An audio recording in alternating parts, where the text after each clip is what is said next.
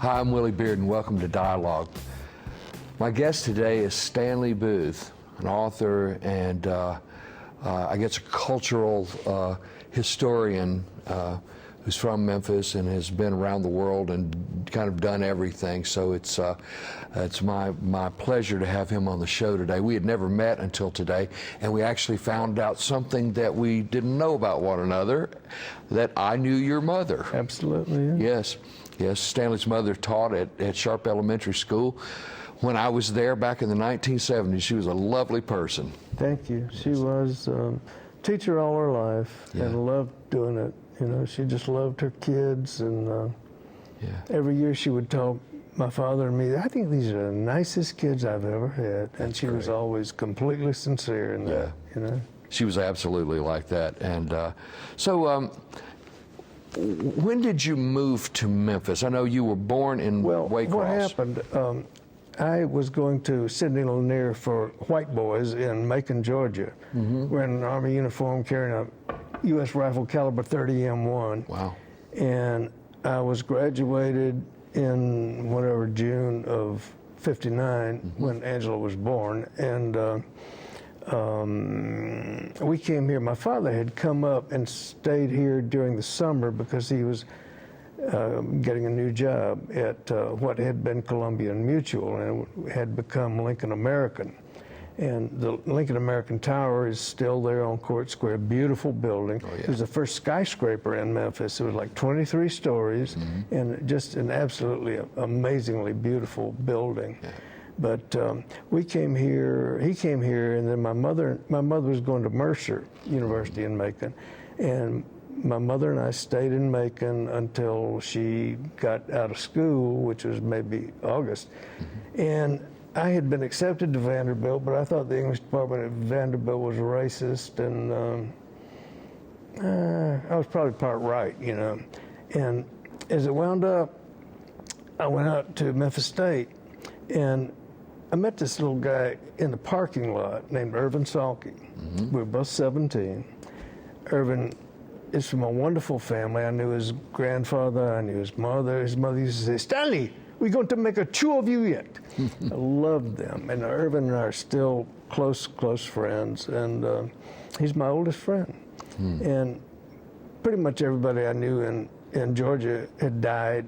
I didn't know why I was coming back, but I thought, hell, I'll go back to Memphis. And so I did. And it turned out to be really a nice thing to do. You know, I'm very happy. Oh, that's great. When you first started out at Memphis State, 1959, right? Yeah, that's right. What was it like out there? It was obviously, you know, the city was segregated, and unbelievably. How did that? How aware of that were you? Extremely, but in 1959, I guess it was, some black kids went out to Memphis State, and they said, "Why won't you let us come to school here?" And they were told, "All you got to do is pass the English proficiency exam. We'd love to have you." So there were a few black kids there, and I became friends with all of them. And Memphis State at that time had fewer than 3,000 students, and it had fantastic teachers. Walter Smith, Helen Childers, Helen White, she became, and Harry Cotham, Joe Riley, Lawrence Wynn. I mean, brilliant people who had gone to, Walter had gone to Oxford, he'd gone to Berkeley, Dr. Wynn had gone to Princeton. I mean, these were just brilliant people. And Walter and I became very close friends, and he told, the second time I was in his class, he asked us to write a little kind of an essay in the nature of an autobiography, and I wrote one, 2 or 3 pages, and when class broke up, he handed me the paper, and I had an A. Oh, that's nice. And then I looked at the bottom of the paper. He said, "I'd like a conference with you as soon as possible." I thought, uh-oh. And, I'm real short. Walter was very tall, and so I walked out of the classroom, and he's leaning against the wall. And I said, "You like a conference?" And he said, "Yes, Mr. Booth." He said, "I'm impressed by your writing." Nobody had ever said that to me. Mm-hmm. He said, "How would you like to stop coming to class?" I said, "I beg your pardon?" He said, "Well, I just thought we could meet in my office, a couple of times a week, and I'll give you a reading list." So that first semester, I read the English novel. Wow. And Walter, I cannot begin to praise Walter Smith highly enough. He taught me most of what little I know. So was that the first time you ever thought of yourself as a writer? I mean, No. saw yourself? Oh, No. you did, had you always thought of yourself as a writer? My mother, when I was born, my mother gave me the Childcraft Encyclopedia. And I didn't know how to make letters yet. But I still have Childcrafts with my scrawls, Oh, yeah. I've been a writer all my life. Okay, yeah. Did you feel like it was kind of your responsibility to kind of look around and your environment and then give that back to people in a way that they could understand? No. See, the world, I lived in a turpentine camp, right? Oh, White okay. people still own black people. There was something, we never used the word, never heard the word until recent years. There was something called peonage. Right, and yeah. the peonage was a means of maintaining slavery after the Emancipation Proclamation and all that Civil War nonsense. And no, I just had a compulsion. Walter asked me, that first time I went to his office after he told me to stop coming to class, he said, "Mr. Booth, why do you feel you want to write?" I said, "I don't know. That's a terrible question. That's a terrible question." He said, "That's the right answer." That's great. Did you write for the newspaper or anything? No, man, I don't write for newspapers. Well, I mean, no. how did you Mailer said, to be a newspaper writer, you need to be a congenital liar and a compulsive patriot. Oh, okay. Well, how did Writing you? for magazines is bad enough. Yeah. So what was your first paying gig as a writer? First paying gig, Henry Mitchell was editing the Delta Review, and I wrote a piece for them, and he paid me $100. Okay. I was rich. Yeah. Oh, that's great. Yeah. So after that, did you kind of see that as your path and how you could make a living and all I that? remember walking down the hall in Waycross High School, and I was thinking how much I wanted to be a writer, write a book and make money and, have a life. And I didn't have any confidence at all that I could do it because, I was from Waycross, Georgia. Writers don't come from Waycross, Georgia. And, but I remember thinking that afternoon, well, maybe you can't do it, but at least you can die trying. And that's what I'm doing. Yeah, that's great. How long did it take you, once you were in Memphis, to kind of understand that Memphis held a very, essential, was the essential place when it came to music and culture? I don't know that it is the essential place. It certainly isn't now. But when I was graduated from Memphis State in February of '63, but I stayed another semester to I was studying English and art history, and I stayed to take more art history courses. And then I went to Tulane, Sophie Newcomb, and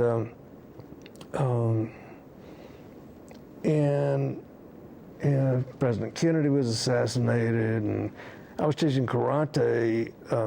I spent years teaching karate. I taught at the first dojo in Memphis on Main Street, and loved it absolutely. My grades went because I spent all my time downtown teaching people to kick ass. Right. And so then I went to Tulane, left school because I looked around and I saw my teachers, and I didn't want to wind up like them, so I started teaching karate in a Crescent City Health Studio on Camp Street, where you could, every morning, you could smell the coffee, it was wonderful. And funny guys, And but I left New Orleans, came back up here, and I was living at my parents' house, and I had a real friend named John Fergus Ryan, one of the funniest guys I've ever known, wonderful. And I would like to see his books republished because he was absolutely hilarious. I mean, he'd say things like, room service? Send up a jar of molasses and an anthill. He was just a strange, wonderful man. And he was working at the welfare department. Okay. And, you know, I needed to do something. And so I went and got a job at the welfare department. And, you know, but I knew I had read The Country Blues by Sam Charters, and I, you know, I had an inkling. Right. And so I went through the files, and I found Furry Lewis's application for welfare. Really? You know, they turned him down, but I found out where he lived.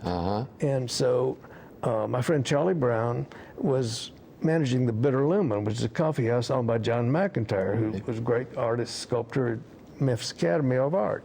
So Charlie and I went down there one afternoon, 4th and Beale, and I met Furry, and, you know, he was an old black man, and I was a young white jerk.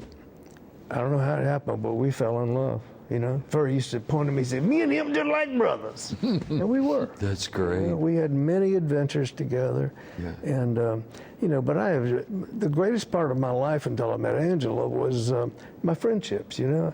I've had Finest Newbern, Fred Ford, Sam Phillips, Dewey. I mean, Dewey would call me every morning and say, hello, bird brain. Hey, Elvis, let's go out to Millington. And we went to Elvis's ranch in Graceland, and Dewey was just absolutely hilarious, genius man. He was just a wow man, you know. And but you know, in 1968, I got to be friends with BB, you know, Gus Cannon, Fred McDowell, Booker White. I mean, I just, you know, I've spent my life writing about people I love. Yeah. When you started getting out into the world, after having kind of met these people and knowing these people, did you feel like that you had to present Memphis to other people so they could kind of get it that music came from here? I mean, did you feel like that was kind of your mission? No. Randy Chertow, my friend, here at the library, I went in, I was buying some books, and I don't remember what he said, but I said, man, nobody knows who I am. I don't know how you know who I am. And Randy said the nicest thing to me. He said, you give us a roadmap. Yeah, yeah. Well, that wasn't, you know, I didn't see that as my mission or anything, but you know, that gave me a good feeling, you know, Sure. that he said that. And whether it was deliberate or not, you did it. Yeah. And you know, one thing that I've always found interesting is that by the early 70s, a lot of the British musicians were hanging out with Memphis people. I was always wondering if you felt like the British musicians needed some kind of authenticity and they needed to kind of touch something from Memphis. Yeah, well, they definitely needed some authenticity, but I hung out with Otis Redding. Yeah. I hung out with Carla Thomas and Rufus Thomas and Furry and Booker and you know, I'm not a promo man, you know. Yeah, well, I mean, you don't have to be, but people don't know about that, though, and that's kind of what I wanted to know about. What? Well, they didn't know about how the Memphis story got out there. They still don't know. Well, that's why I'm talking to you. I mean, nobody talks about Gus Cannon. Gus Cannon was a genius. Exactly. You know, and they talk about Elvis, and Elvis was not untalented, and Elvis was really not a bad person. He was a generous person. Yeah. But I mean, man, Booker White, Gus Cannon, Furry. Yeah. Nobody talks about them anymore. Sure. I think that is really ridiculous. Well, and that's one of the things that I wanted to do is I want to keep those. I want to make sure that people know the lines that, you know, that you kept open here. You know, the line straight from Furry Lewis to you, now to the people who are watching this, and why these people are important. You know, the first time I ever heard of Gus Cannon, my brother had this record by the Rooftop Singers, and I loved Walk Right In. And I thought, you know, and my brother said, well, this guy, you know, from up in Tennessee wrote that. And I thought, really? You know, because I never, when I was a kid, I didn't understand that, you know, people wrote songs and somebody else would sing them and that sort of thing. And I thought the Rooftop Singers somebody else will sing. were, you know, big time, you know, and I guess they were big time during the folk days, but to know that Gus Cannon and Scare of the 1970s, yeah, exactly. And I mean, I heard Gus at the Beale Street, you know, festivals in the early 70s and all that. And I'm so glad that people have that on videotape now. Oh, yeah. And that those things exist. But you know, it was a very important thing to kind of tell the world about that. And kind of getting back to the British musicians, how much did they pick your brain about people like Booker White and Furry and Gus Cannon? I had an office in London, 19 Hanover Square, and Ian Stewart, who played piano for the Rolling Stones on their early records, came by one afternoon. We spent quite a bit of time together, Stu and I, and he came by and he said, Howlin' Wolf is cutting a session over at Olympic. Would you like to go? I said, let's go. Mm-hmm. So we went over there, and let's see, I think Charlie was there, maybe Wyman, and Eric Clapton's there. And a few minutes after, I went in the control room, and a few minutes after I went in, somebody came with a little styrofoam thing, right? Mm-hmm. Went in the recording area and gave it to Wolf. And Wolf said, what is this? And I hit the talk back. I said, it's tandoori chicken, right? Mm-hmm. And I said, that's just some expensive barbecue, Wolf. You try it, you like it. And Clapton says, barbecue. I just read an article in Playboy about Memphis and barbecue. I said, you read that? He said, yeah. I said, I wrote it. His eyes rolled back in his head. Really? Wow. And I was wearing, when I was a kid, I loved pulp westerns. You know, I love comic books still to this day. Yeah. And I was walking, at that time in London, that would have been early 1970, there were all these cool little antique shops and things, you know, around the Chelsea area. Mm-hmm. I walked past, I had a comic book when I was a kid, Dead-Eye Western comic, and on the back page, there was an ad for a skull ring. Mm-hmm. And I've always been fascinated by skulls. Yeah. And so I'm walking down, going to get something to eat, I guess, and I passed this shop, and I saw this skull ring. And I went in and bought it. Mm-hmm. And so I was wearing it that day at the Wolf session, and Keith saw it, and the next day he had a skull ring. Really? Yeah. Wow, and he still wears that. Oh, yeah. Yeah, well, I got mine. Okay, wow. That's great. Who were you hanging out with? Here? Yeah, here, and Jim Dickinson. Jim Dickinson. Yeah. Well, tell our viewers about Jim Dickinson. Yeah, I got Dickinson when the Stones came to Muscle Shoals, I was with them, and I called Jim and I said, why don't you come down and see what happens? So he came down and wound up playing piano on Wild Horses, which I think is one of the great Stones tracks. Mm-hmm. And Dickinson later said that gave me a career.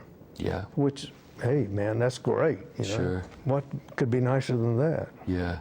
Yeah, I heard him say that several times. You know, really? So yeah, and I think that and that. Well, I love Dickinson. You know, we were both kind of hard to get along with, but we loved each other. Yeah, yeah. Who were some of the other people that you saw who had recognized some of the older blues guys and were kind of pushing this agenda along? Sid Selvage, did you know Sid well? Yeah. Okay, and Sam Phillips. Sam was a genius, you know. Yeah. Sam and I were on the same day. Not Really? the same year, but January the 5th, you know. Yeah. We were born January the 5th. Elvis was born on the 8th. Jerry Wexler was born on the 10th. You know, we were all Capricorns, you know, Yeah. which, boy, we were all kind of feisty. But we loved each other. We respected each other. Yeah. And one of the last times I saw Sam, we were on Beale Street, sitting with Barry Beckett and Jimmy Johnson, and Knox was there, Dan Penn wearing his blue blazer and his overalls, and Sam sitting next to me. I leaned over to him, I said, "You know I love you." Sam said, "Love you too." What kind of person was Sam? How was he? Did he recognize talent in people? I mean, I said, "I have every fault in the world, but I did have one gift. I could look at a person and tell whether there was something inside that person, and if there was, I could bring it out." Really, yeah. And he could. Yeah. He could. He really could. Really could. Because before Elvis Presley, obviously, you know, he recorded Howlin' Wolf, Turner. Ike Turner. He recorded B.B. King, Roscoe Gordon, B.B., yeah. with Phineas and yeah, man. I mean, Sam was just, his achievement is still not recognized. I mean, because he was really, really something. Yeah, yeah. Well, he certainly turned the world on its ear, you know, and he kind of had that. Changed the world, man. Yeah, he kind of had that confidence that only outsiders kind of have when they come to a city. Well, that's something I guess hit on very early. You have to write not just so people can understand it, but you have to write so you can be understood by the dog, you know?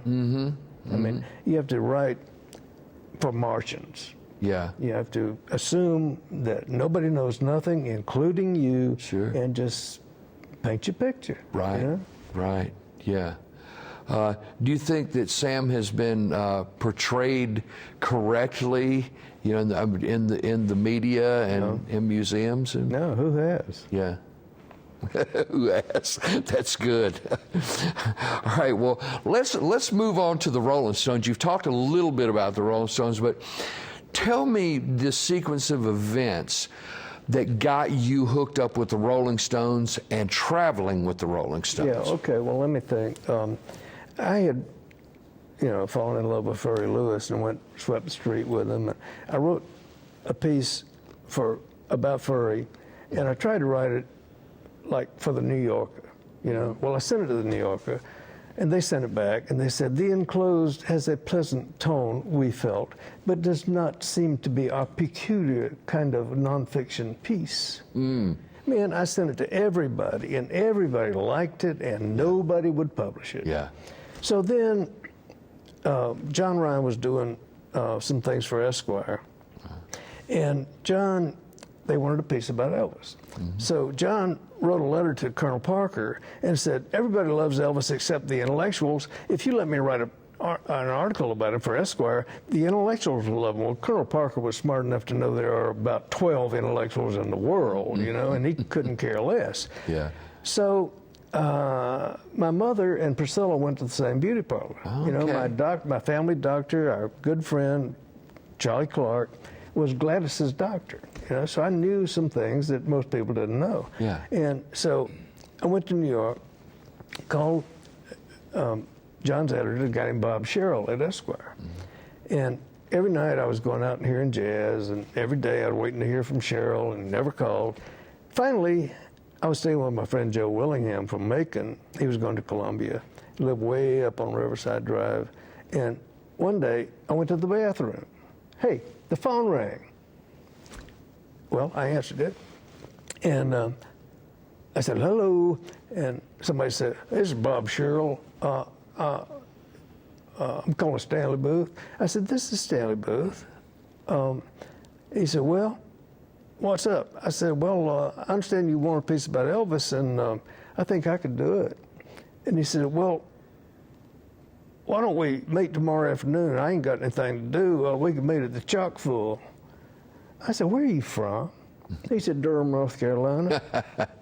I said, okay, what time?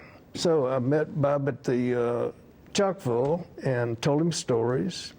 And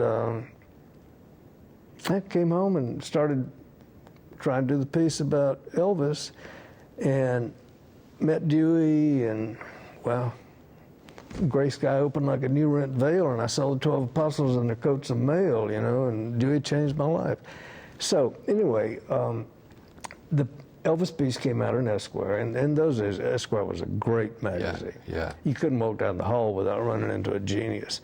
So that came out, and I got an agent, and they sent, Bob Patterson was my representative at the Scott Meredith agency, and he sent the piece about Furry to Playboy.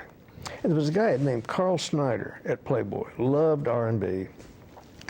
And what they would do when they were considering a piece, they'd send it to editors, and each editor would say, you know, what he thought. And Carl Snyder said, this is not a great magazine, and it will never be a great magazine, because it will never publish pieces like this. Really? Yeah. Wow. And God bless him. And so they said, you said we won't? Well, we will then. So they published it. Wow. And so then there was a magazine, kind of a Hearst rip-off or competitor of Rolling Stone, right, which you just got going. And I did a piece about BB for them. It's in my book, Rhythm Oil. And they really liked it. And they asked me to do a piece about Johnny Cash. Well, I love Johnny Cash, but I said, how about the Rolling Stones? They said, okay. So, September of 1968, I went to London, met the Rolling Stones,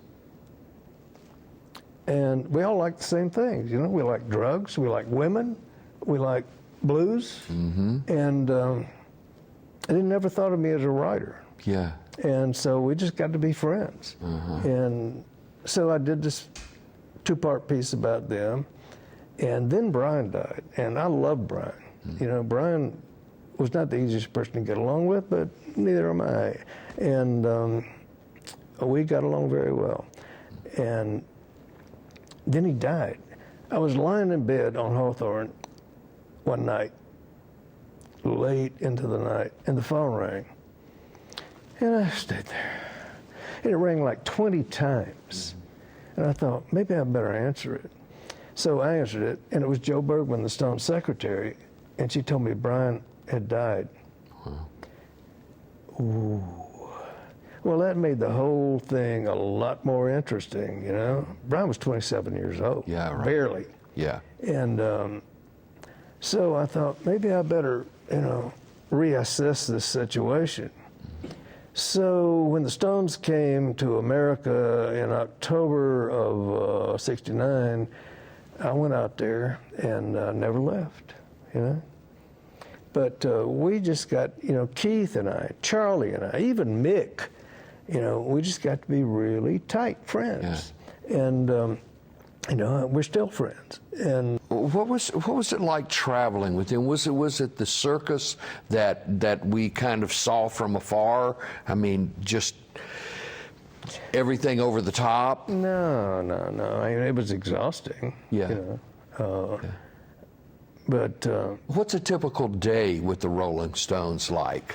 You wake up about 5 o'clock in the afternoon, and you either get on a plane or don't, get something to eat, you know, and it gets dark, and you go to the gig and have a wonderful time. Yeah. And just, you know, shake it. And then you go back to the hotel and get something else to eat and do some drugs, and eventually you go to sleep and starts over again the next day. Were they constantly kind of, listening to older music? Were they taking cues from you and no, asking they weren't you? taking cues from me, but But did they ask you things about that? Because obviously that was not the music that was in their natural environment.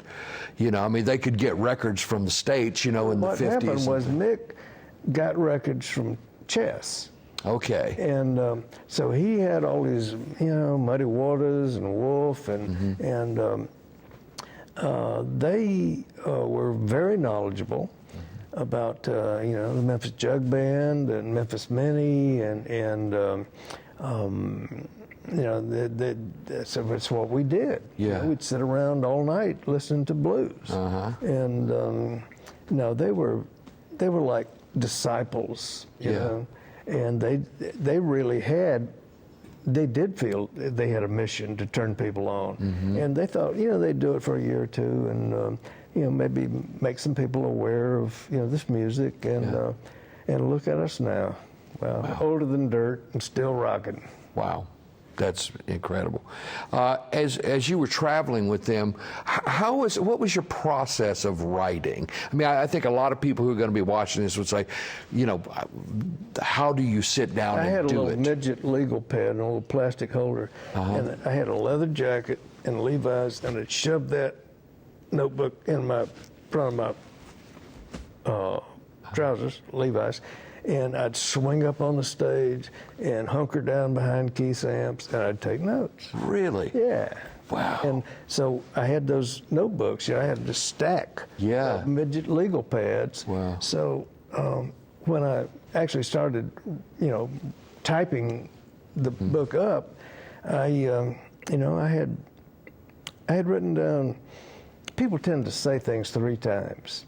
So, if you get a third of it, you pretty much got it. Right. And it was exhilarating, it was thrilling, it was frightening, it was exhausting. But, I wouldn't do it again for $1 million, but I wouldn't take $1 million for it. How long did it take you to write that? Forever. Really? Yeah.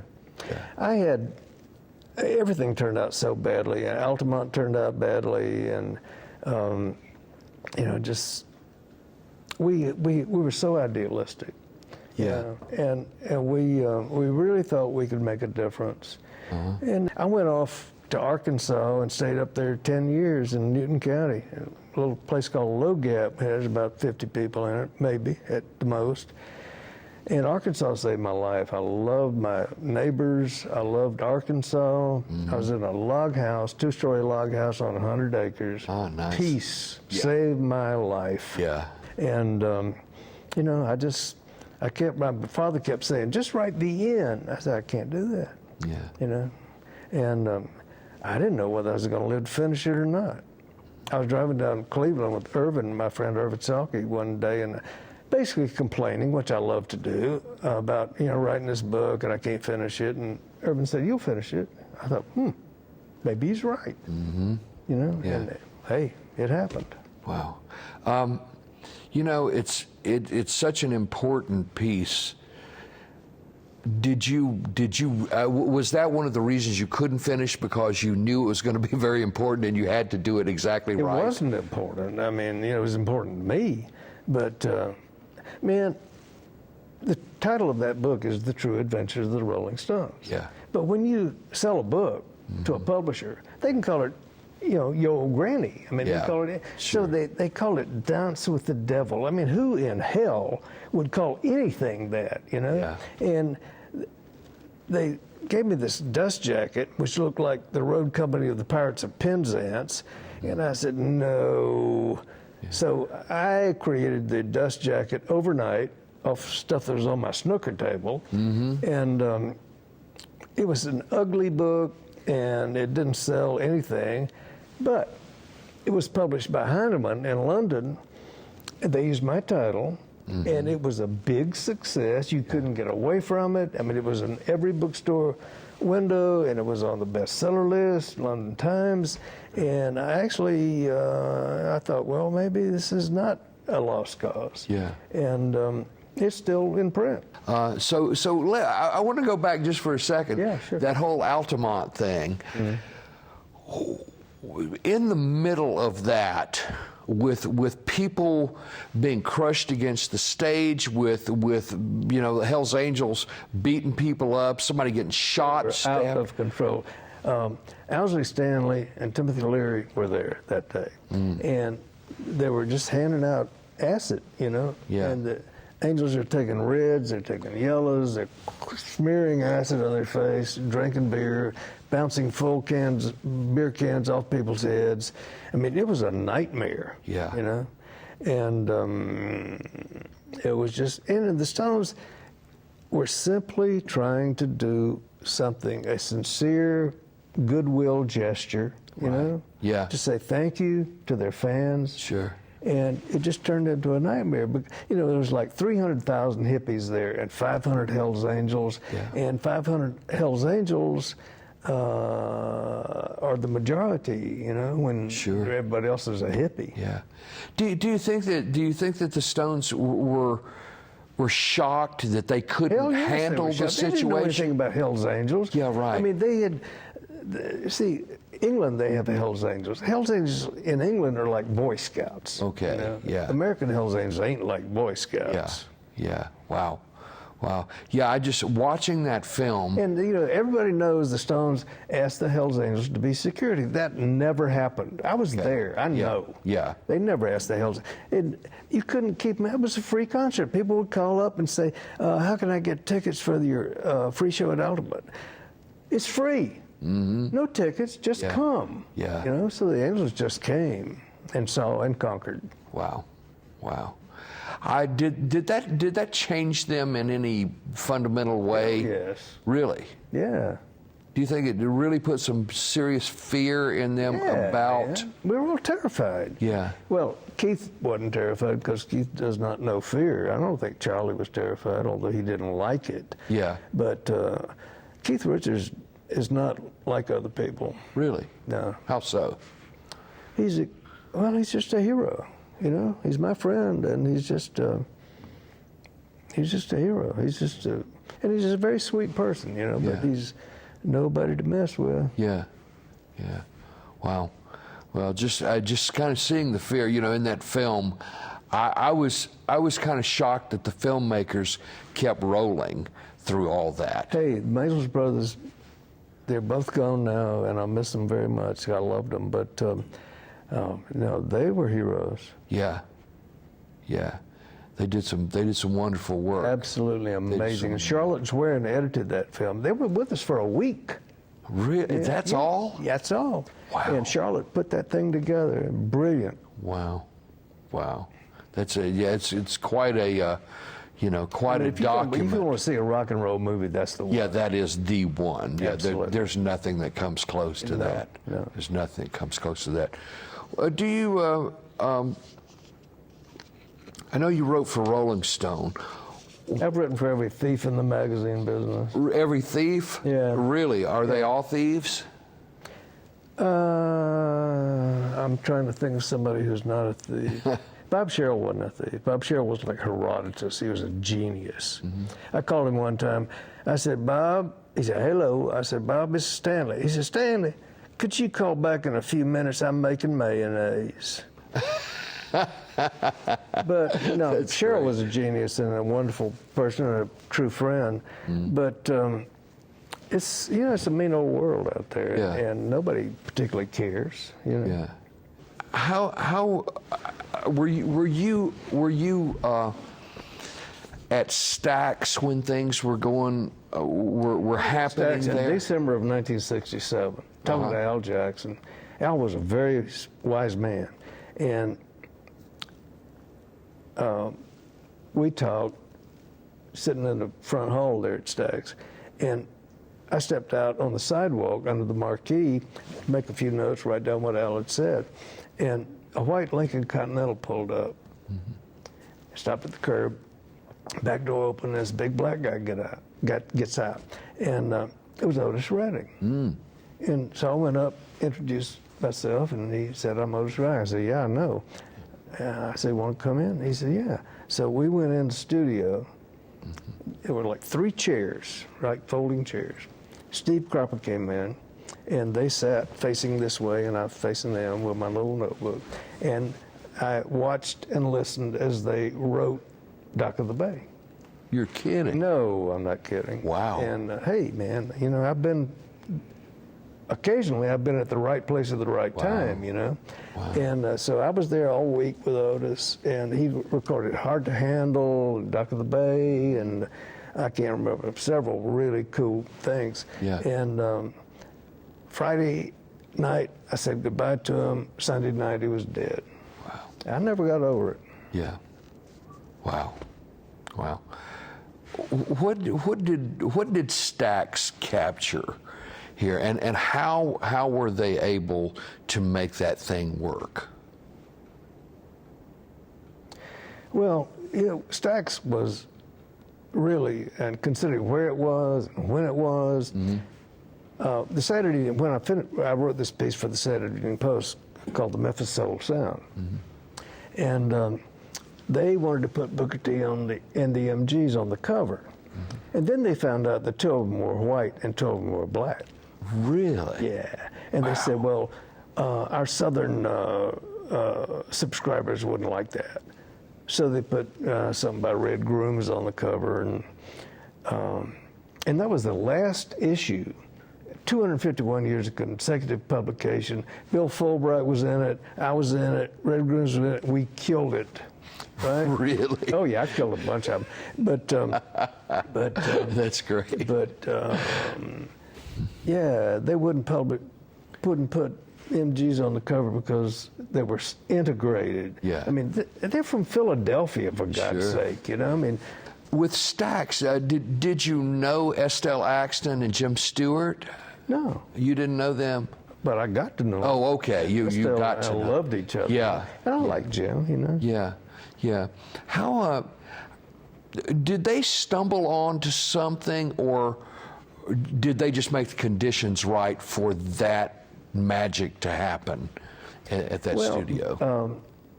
Jim was a bank teller, and they opened this. Stax originally was out east somewhere, and it was like in the back of a hamburger stand. And, Yeah, they were and like Pe- in Mason or somewhere. Yeah, I don't know exactly, but I mean, I have it written down, I'm sure. But Packy used to have to stop in the middle of a take and go make somebody a hamburger, you know. But then they moved to Macklemore, in that old movie theater, Yeah. and I got the assignment to write about the Memphis Soul Sound. So I went to American, I went to Gold Wax, I went one day, Dewey and I went into Sam Phillips, and Jack Clement was there. We went in the office where Jack was sitting, and Jack Clement told me everything. Really? He told me about Tommy Johnson's Rock and Roll Blues from 1928. Okay. I mean, he laid it out. Wow. So I was oriented, you know what I mean? Sure. I wasn't lost. Sure. So I knew where I was. I knew who to talk to. Yeah. You know, I talked to one of the Blackwood brothers. I talked to, you know, a lot of people. Albert King used to come in Stax and say, "Have no fear, the king is here." And it was just a heavenly environment in which nobody saw color. Yeah. You know? Yeah. It was just a remarkable place. Yeah. Until they padlocked the door. Everything changed. Yeah. Well, you know, that music still plays today all over the world, right? Yeah, Right it's now, still as we're good. sitting here, It's still good. you know, all of those songs are playing somewhere in the world. Absolutely. Yeah.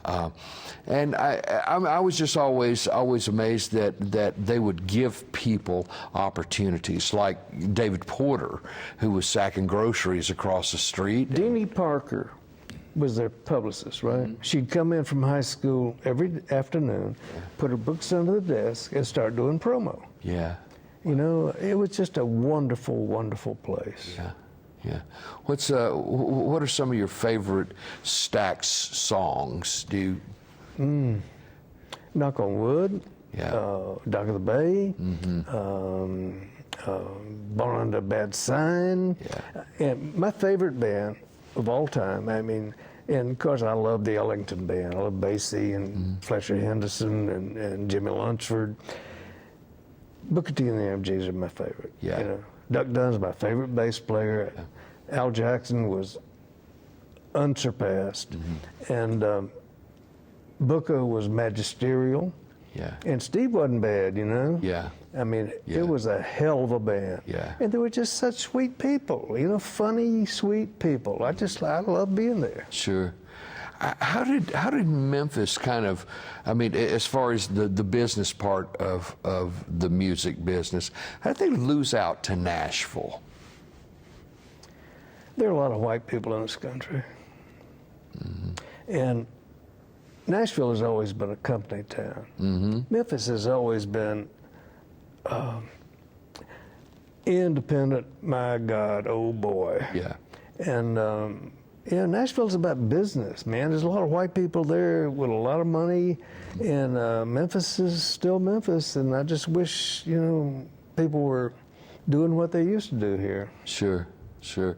You know, just in the last few years, people have really started talking about what was happening at American studios, and you know, and I really got interested in that a few years ago because I didn't realize, man, Dusty Springfield had recorded there, people like that. I wrote the liners for that album. Did you really? Wow. So did you know her? Did you meet her? No, man, she came down here and she was so intimidated that she didn't cut anything here. They cut the tracks and took them to New York, and she overdubbed her voice on all those tracks. Is that right? No, man, I didn't meet her. Wow. I met Dan Penn at Spooner Oldham. Yeah, that's. I was more interested in that. you Yeah, know? I'm sure you were. I'm sure you were. They kind of had their own thing going there. I remember I saw Dan and Bobby Emmons a couple of years ago. They were at Rhodes College doing their duo thing, and it was a great evening. And Dan, I'm sure it was. told a bunch of stories. Dan and Penn everything. is a genius. He's one of my dearest friends, and he's just nobody else is like Dan. Yeah, he wrote some great songs, and No they. kidding. He wrote the national anthem, man, "Dark End of the Street." Yeah, yeah. Yeah, I just didn't realize what all they had done with the box tops. Well, you know, one night Dan and Spooner were trying to write Box Top's next song, the next record, and they couldn't come up with anything. And they went down to that little joint across Thomas, get some coffee and they're sitting there, you know, they failed. Yeah. And Spooner lays his head on the table. He says, "I could just cry like a baby." And Dan said, "That's it." 10 minutes later, they had "Cry Like a Baby." Really? And Alex came over a little later, and they did "Cry Like a Baby." And Alex said, "Dan, thank you." Wow. Wow. Yeah, I guess it was probably pretty tough trying to come up with something after The Letter. I mean, 'cause that had been a huge hit. Yeah, that's right. Knocked the Beatles off the #1 Right. Billboard chart. Yeah. Yeah. It's not bad for a 16-year-old kid going to Central. You're right about that. Sid, Alex's father, a wonderful man. I met Joe Venuti, the original jazz violinist, in their living room. Wow. And Sid, when that thing happened and that letter got to #1, Sid said, "Alex, maybe you should think about dropping out of high school." Wow. Did he? Yeah. He did? Yeah, man. Okay. Wow. So let's talk about Alex Chilton. He's another Capricorn. Really? Oh, yeah. Okay. Yeah, he's hard to get along with, or was. Yeah. I loved him. Yeah. We were so crazy in those days. I was living on Tutwater, and he would bring his girlfriend over and knock on the back door, and I was so crazy, I'd say, "Alex, go home." You know. But we grew up a little bit, and I used to see him in New Orleans, and I loved Alex. You know, he's a brilliant, brilliant man. Yeah. Yeah. I saw him perform several times, and I just always thought, you know, he was very much rooted in that Memphis soul thing. I used to hear him do the Eddie Floyd song, "Never Found Me a Girl," you know. Well, Sid, you know, was a jazz pianist, and he had an album, and it was a jazz sampler, and there was a song on there by Chet Baker, and that changed Alex's life. Really? Yeah. And yeah, Alex was a brilliant writer, wonderful singer, just very strange genius of a person. I mean, you know, I've known a lot of geniuses, as it turns out. Yeah, yeah. What is it about Memphis that kind of fosters that independence and maybe that even difficult nature that a lot of people have? I asked Dan that one time. I was over at American. Dan's wearing a bill cap with the bill over his left ear, and he's playing the ukulele. And I said, Dan, what is it about Memphis? He says, it ain't Memphis, it's the South. I said, well, what is it about the South? He said, people down here don't let anybody else tell them what to do. Yeah, you're right. Mm-hmm. You're right, yeah. Somebody asked Dan once, Dan, how do you make it in the music business in Memphis? Dan said, start a rumor. That's great. I heard him say that night I heard him play a couple of years ago. I heard him say that the first song that he had recorded by somebody else, he was a Bluebird Blue by Conway Twitty. He was a senior in high school, I think. And he was eating a steak one day, and this guy came in and says, Dan, you eating mighty high on the hog, ain't you? And Dan said, a man with a Conway Twitty hit, eat anything he wants to. That's great. Well, that night he said, let me tell you folks, he said, I had that song out. He said, there wasn't a hat that would fit my head. I thought, that's great. I love that. I love it. I love that. So who are some of the other characters and folks you've known in Memphis? Did you run around with Eggleston, Bill Eggleston? Eggleston were brothers for over 50 years. Yeah. Oh yeah, we did a lot of work together, and we both collected Leica cameras, best 35 millimeter cameras ever made, and we just, Bill and I were incorrigible. Yeah. We're unfortunately having to wrap this up. This hour's gone by very quickly, but we've been talking for an hour. Yeah, we have. Do you have any regrets about your career? I regret that it took me so long to make any money. Really? Yeah. Yeah. But, you know, it's all right now. Yeah, right. How would you like to be remembered? I'm not looking to be remembered anytime soon. Well, yeah. But if somebody's watching this in 50 years... Sam was over at my house one night. Knox was there, Jerry Wexler. We're sitting around listening to John Bubbles. I played a John Bubbles album. And we're talking about how you're going to be remembered, and, you know, after you'd gone and all that.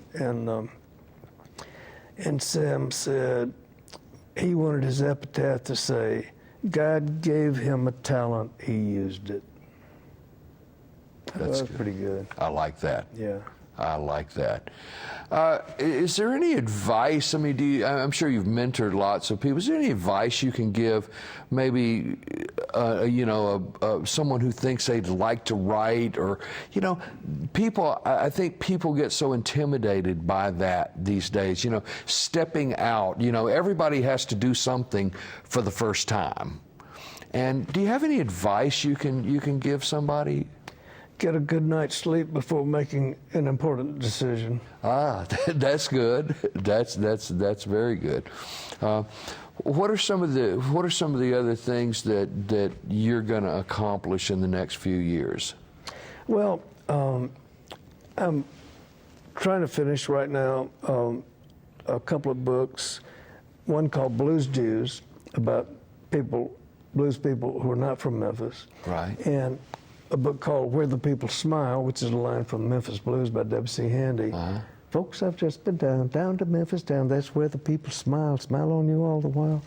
It's, you know, considering the horrible things that have happened here, Where the People Smile is kind of an ironic title. Yeah.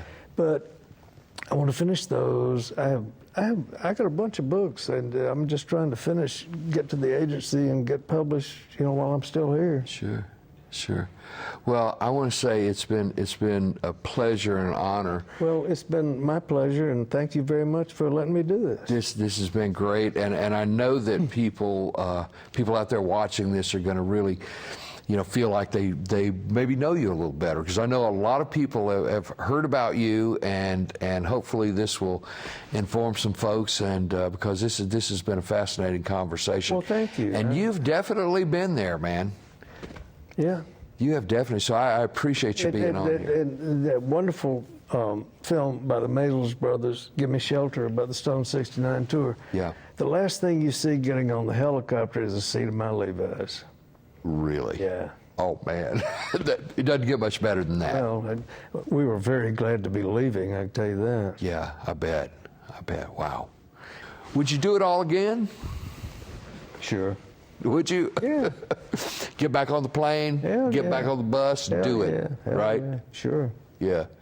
Huh. I don't plan to, but I would, yeah. Yeah. It was exhilarating. Yeah. You know, every night, man, something new happened. Yeah. And the kids, the audiences were so sweet. Uh-huh. You know, this is a great country. Yes. Full of great people. Yes, indeed. There's a lot of jerks, but there's a bunch of good people. Uh-huh. Yeah. Yeah, it's a wonderful place. Well, thanks so much. And thanks for tuning in today. This has been Dialogue with Willy Bearden. I've been talking with Stanley Booth today. It's been one of the greatest conversations I've had here. So hope you've enjoyed this.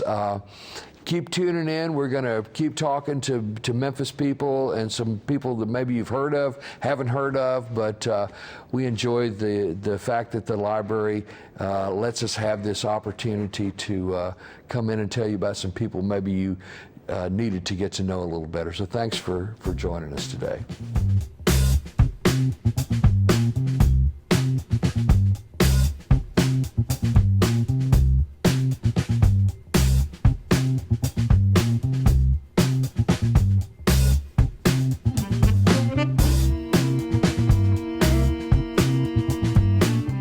The Memphis Public Libraries and the Memphis Library Foundation's Memphis Sound Connection is an online platform that showcases a vast collection of current local music for free.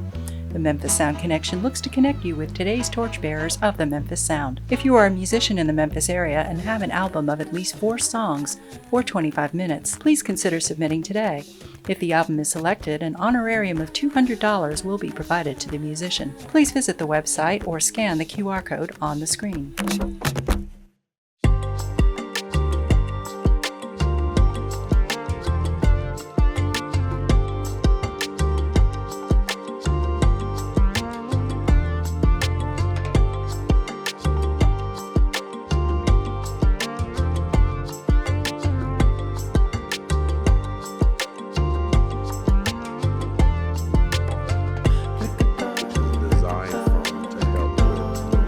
So everything is Memphis.